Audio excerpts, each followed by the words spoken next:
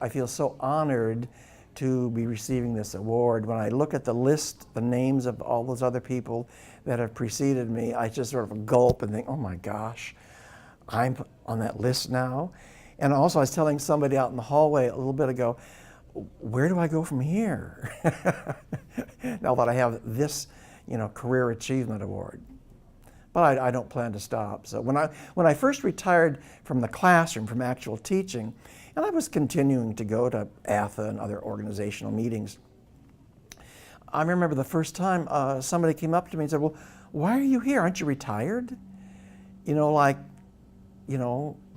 can't be coming here anymore. Why? It's sort of a silly question. But I plan to keep going.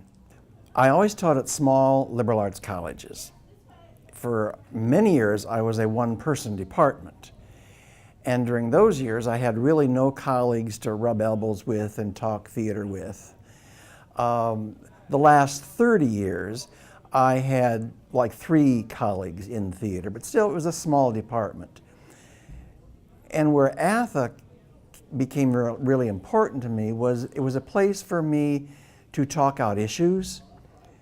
It was a place for me to just hash out ideas with other theater-minded people.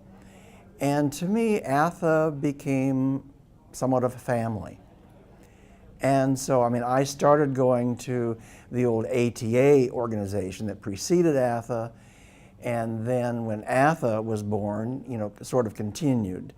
So it's always been very important to me, coming at least once a year to meet with friends, and I sort of consider ATHA a family. And going out to dinner with them and drinking with them and talking and whatever.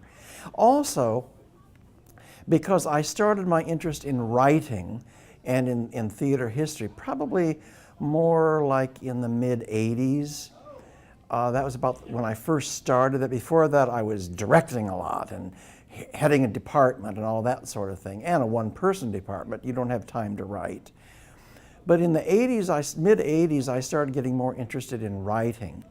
And what I found then was I liked getting myself on a panel so I could try out an idea. And so most of the panel presentations that I've made through the years have been somehow or other connected with an article I was writing or a book that I was working on. And I would kind of pull a little bit out of that and make a presentation for a panel to try out an idea, but also to force myself again to a deadline. If I've got to get that paper written to be on that panel, by such and such a date, it means that it's going to force me to do the writing. So I've used ATHA in that way too.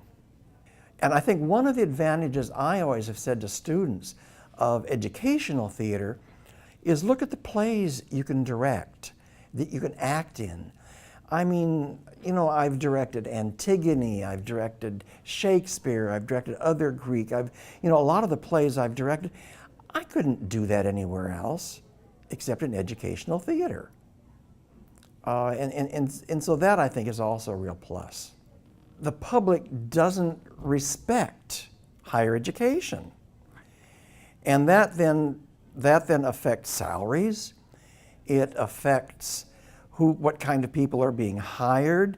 It means that universities can get away with part-time and adjunct people because they're just, they can come and go. We don't really need them that much. I remember so clearly the first time I taught in Wales twice at this little college in Wales. The college I was at for the last 27 years was Central College in Iowa, and they had a program in Wales. So I taught there twice. The first time I taught there, I remember at the end of the first class period, the students applauded.